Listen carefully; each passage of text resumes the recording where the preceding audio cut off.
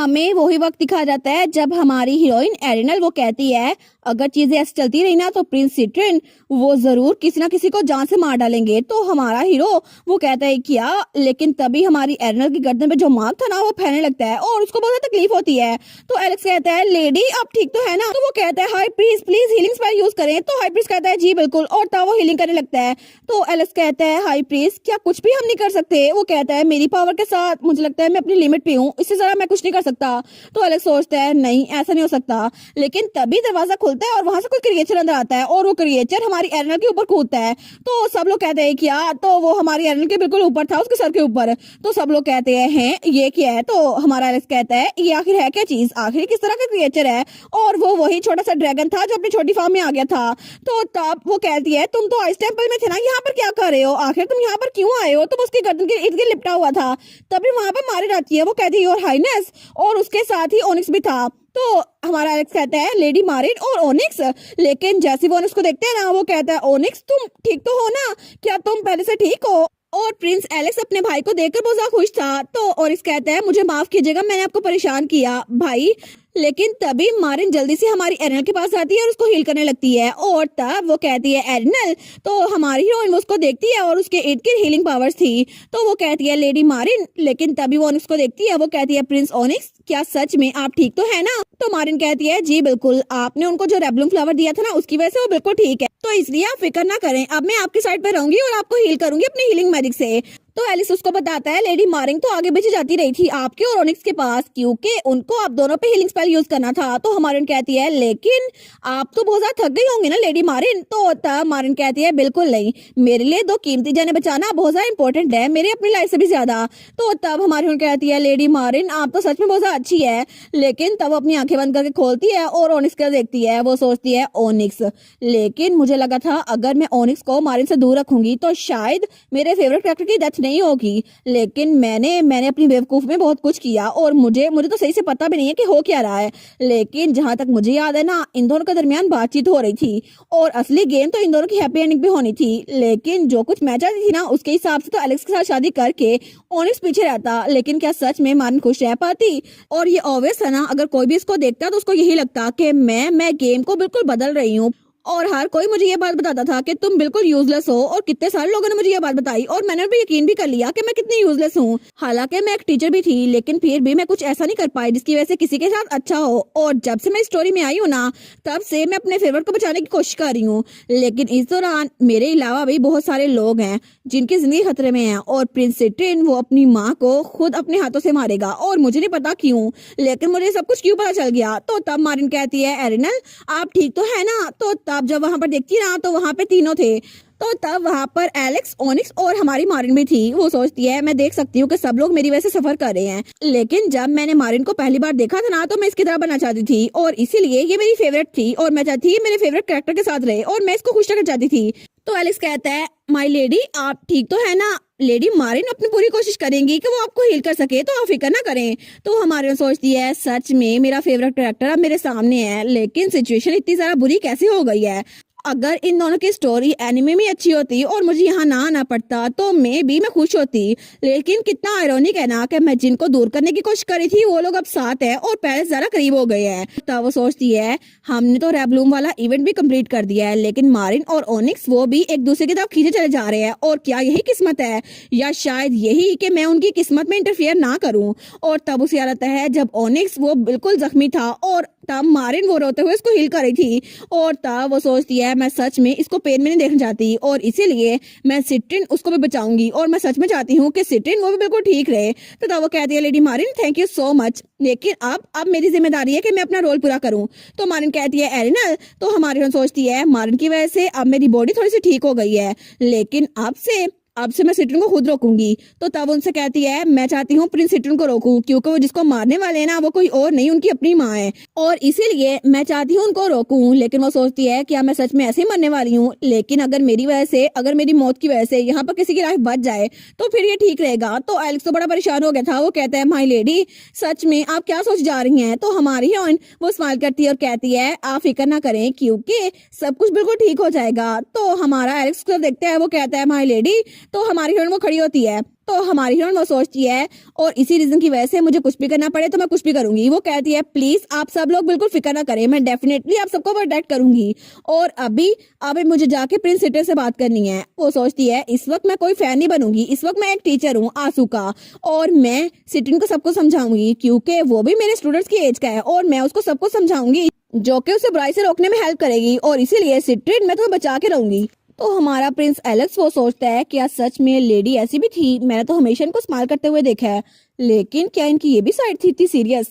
और जब सिट्रिन ने कहा था कि वो लेडी एरिनल को मुझसे दूर कर देगा, तो क्या उसका यही मतलब था? वो कहता है कि आप हमें नहीं बताएंगी आपने जो ख्वाब देखा था आखिर उसमें क्या फ्यूचर देखा था आपने? तो हमारी हीरोइन वो कहती है मैं समझ गई, मैं तुम लोग को बताती हूँ। और तब उसने हर एक चीज डिटेल में उन सबको बता दी थी, वही ख्वाब जो कि उसकी स्टोरी में सारे रूट्स चल रहे थे। और तब ये सारी कहानी सुनकर वो लोग बिल्कुल शॉक हो गए थे, और आखिर में उसने उन सबको ये भी बता दिया था कि मारिन और सिट्रिन वो इकट्ठे होने वाले हैं। तो तब वो कहती है बस यही था, मैंने आपको सब कुछ बता दिया जो कि प्रिंस सिट्रिन के साथ होने वाला है। तो ओनिक्स कहता है नो वे, क्या सच में ये सच है? तो मारिन कहती है प्रिंस सिट्रिन अपनी माँ को यानी कि क्वीन को मार देंगे। तो तब एलिस कहता है क्वीन वो विच थी, मुझे लगा ही था ऐसा कुछ होने वाला है, लेकिन सच में ओनिक्स को मरवाने के पीछे और मेरी मोम के कत्ल के पीछे वही थी। लेकिन अगर ऐसा हुआ तो फिर सिट्रिन को भी अपनी माँ और अपने ग्रैंडफादर के साथ साथ उसको भी सजा मिलेगी, और अगर ज्यादा ना हुआ तो उसको एक जगह पे कैद कर दिया जाएगा, और अगर उसने अपनी माँ को मारा फिर तो बहुत बड़ा मसला होगा। तो हमारे उन कहती है सिट्रिन अभी बहुत ज्यादा छोटा है, और इसीलिए मैं जानती हूँ कि उसकी मोम ने ही क्वीन ने उसको कट दिया है, और एक अडल्ट के तौर पर मैं पीछे खड़ी होकर देख नहीं सकती, और मैं नहीं चाहती एक बेटा अपनी माँ को मार दे, और इसीलिए मैं चाहती हूँ कि वो ये सब कुछ ना करें। तो प्लीज मुझे एक चांस दे, मैं उससे बात कर सकूँ। तो ओनिक्स अपनी मुट्ठी बंद करता है, वो सोचता है ठीक है मुझे भी कुछ करना होगा, तो उसके सामने झुकता है और कहता है मुझे माफ कर दे लेडी एरिनल। तो तब वो कहता है मैंने अपने भाई और लेडी मारे से सुना कि वो रेबलूम फ्लावर आपने मुझे दे दिया, हालांकि आप भी कर्ज के अंडर थी, लेकिन मैं सच में आपसे माफी मांगना चाहता हूँ। मैं पहले आपके साथ बहुत ज्यादा रूड था, और इसी वजह से सिर्फ आपकी वजह से मैं बच पाया हूँ, और इसीलिए मैं बहुत ज्यादा शर्मिंदा हूँ, और मैं अपने छोटे भाई को बचाना चाहता हूँ। तो इस बार रेबलूम फ्लावर मैं आपके लिए लेके आऊंगा और आपकी जान बचाऊंगा, क्योंकि पहले मेरी इमेच्योरिटी की वजह से जब सिट्रिन मैनिपुलेट हुआ था ना, तो उसको स्वॉर्ड ने कंट्रोल किया हुआ था, और मैं उसको प्रॉपर्ली समझा नहीं पाया, और चीजें ऐसी हो गई, इसलिए मुझे जिम्मेदारी लेनी होगी। तो एस कहता है ओनिक्स क्या मतलब, तुमने कहा है कि स्वॉर्ड ने उसको मैनिपुलेट किया था, क्या सच में ये सच है? वो कहता है हाँ बिल्कुल, उस वक्त जब सिट्रिन ने मुझे तलवार मारी थी ना, तो तब मेरी आंखें खुली थी, तो तब सिट्रिन वो अपने हाथ को देख रहा था, लेकिन वो तलवार वो उसको जैसे काबू कर रही थी। उसने कहा था मार डालो उसको, मार डालो, लेकिन सिट्रिन उसको रोक रहा था। वो कहता है बस बहुत हो गया, तुम ओनिक्स को ऐसे मार नहीं सकते। तो ओनिक्स को उसकी थोड़ी थोड़ी बातें समझ आ रही थी। वो कहता है सिट्रिन मेरे भाई क्या तुम्हें ये चीज कंट्रोल कर रही है? लेकिन तभी वो तलवार उसकी गर्दन में मारने वाला था। वो कहता है नहीं बिल्कुल नहीं, तुम मेरे भाई को नहीं मार सकते। लेकिन तभी वहां पे किसी के चिल्लाने की आवाज आती है, क्या कोई यहाँ पर है? तो सिट्रिन वहां पर देखते हैं और तभी वहां से भाग जाता है, और तभी ओनिक्स की आंखें बंद हो गई थी। वो कहता है अगर उस वक्त मैं कुछ ज्यादा स्ट्रॉन्गर होता ना, तो लेडी एरिनल आपका कर्ज भी टूट जाता, और आपको ये रेबलूम फ्लावर मुझे जाया करने की जरूरत ना पड़ती, और इसीलिए अब ये सब कुछ मैं करूंगा, क्योंकि रेबलूम फ्लावर लेने के लिए मैं खुद जाऊंगा इस टेंपल, और मैंने डिसाइड कर लिया है। तो एलिस कहता है तुम्हें ये करने की जरूरत नहीं है, मैंने पहले ही कुछ नाइट्स वहाँ पे भेजे हैं, और इसीलिए तुम इस बारे में फिक्र ना करो, क्योंकि पहले ही तुम बहुत ज्यादा इंजर्ड हो, और अगर हम उसका इंतजार करें ना तो वो लोग वापस आ जाएंगे। लेकिन तभी वो क्रिएचर वो आवाज निकालता है, और उसके मुंह में एक लॉकेट था। तो हॉर्न कहती है ये लॉकेट, ये तो आइस टेंपल में जब मैं गई थी वही वाला लॉकेट है, लेकिन यहाँ पर ये क्यों लेकर आया? तो तब वो लॉकेट चमकता है। वो सोचती है क्या इसमें क्या है, तो वहां से उसे वहां की इमेज नजर आती है, और रेबलूम फ्लावर का जो प्रोडक्टर था जेन, उसको उन नाइट्स ने बांधा हुआ था जिसको हमारे एक्स ने भेजा था। एलिस कहता है क्या ये दोनों नाइट्स, ये तो वही नाइट्स है जिसको मैंने भेजा था रेबलूम फ्लावर लेने के लिए।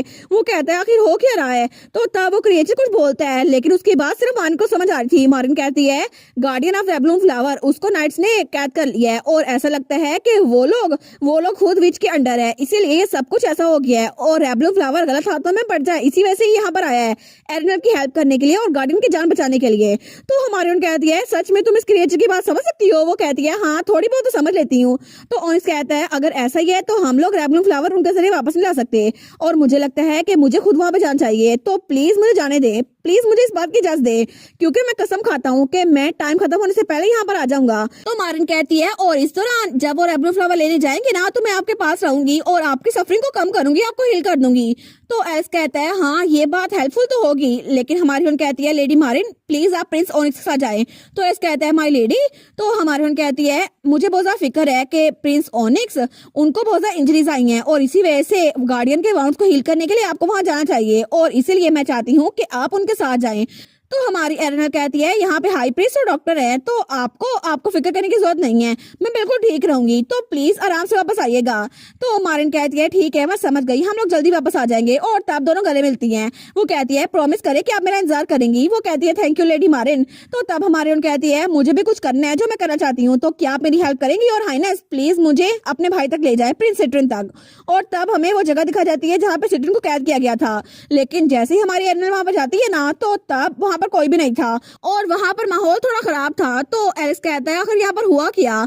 और तब वहां पर एक गार्ड मरा हुआ था और वो चेयर नीचे गिरी हुई थी। तो हमारी हीरोइन सोचती है प्रिंस सिट्रिन सच में आखिर वो कहाँ पर जा रहा है अगर वो यहाँ पर नहीं है तो। और सिट्रिन दोबारा फिर से वो तलवार उस पर काबू पा चुकी थी और फिर से उसकी आंखों का रंग वो बदल चुका था। और दूसरी तरफ वो पंछी वो ड्रैगन फिर से बड़ा हो गया था और उसके ऊपर ओनिक्स और हमारी मारिन थी।